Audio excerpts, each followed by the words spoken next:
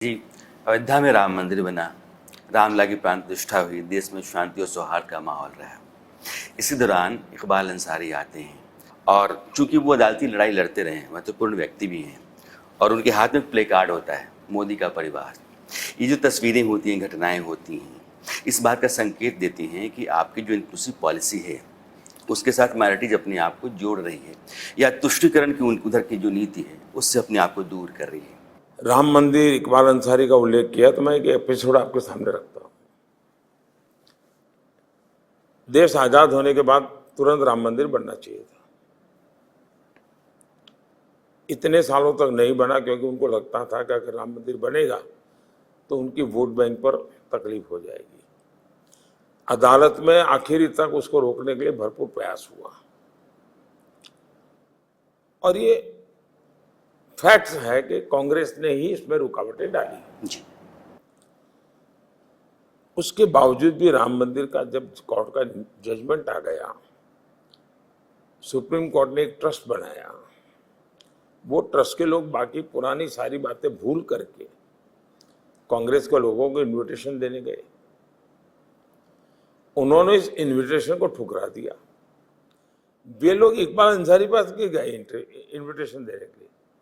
और मजा ये है कि जो जीवन भर बाबरी मस्जिद का केस लड़ा था वो इकबाल अंसारी सुप्रीम कोर्ट के वर्डिक्ट का सम्मान करते हुए शिलान्यास में भी आए और उद्घाटन में भी आए।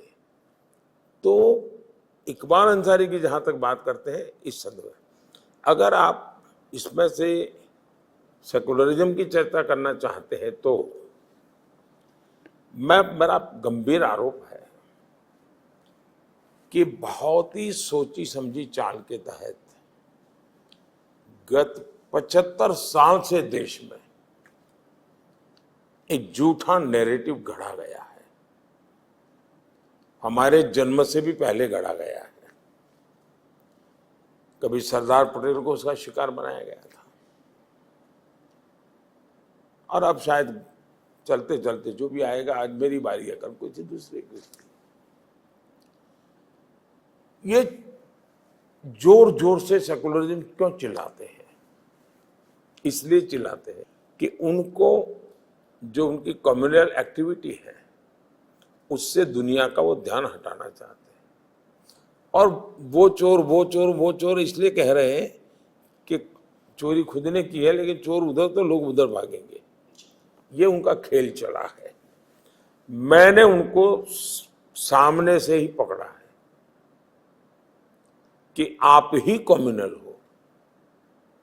भारत का संविधान आपको सांप्रदायिक तौर तरीके के लिए अनुमति नहीं देता है। और मैंने ऐसे सैकड़ों उदाहरण निकाले हैं। और जैसा मैंने अभी थोड़ी देर पहले कहा कि उन्होंने मुसलमानों को संपत्ति का कहा था, तो मैं उनको पूरी तरह एक्सपोज कर रहा हूं। लेकिन उनके जो नैरेटिव बनाने वाले हैं वे उनकी बात को छुपा देते हैं और मेरे मुंह से मुसलमान शब्द निकला तो वो कम्युनल।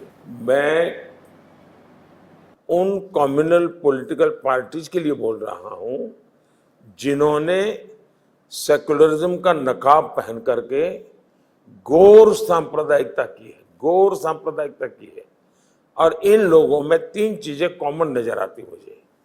एक, ये गौर सांप्रदायिक है, ये लोग गौर जातिवादी हैं, ये लोग गौर परिवारवादी हैं। ये तीन चीजें इतनी भरी पड़ी है इनके अंदर, तो इसमें से बाहर नहीं निकल।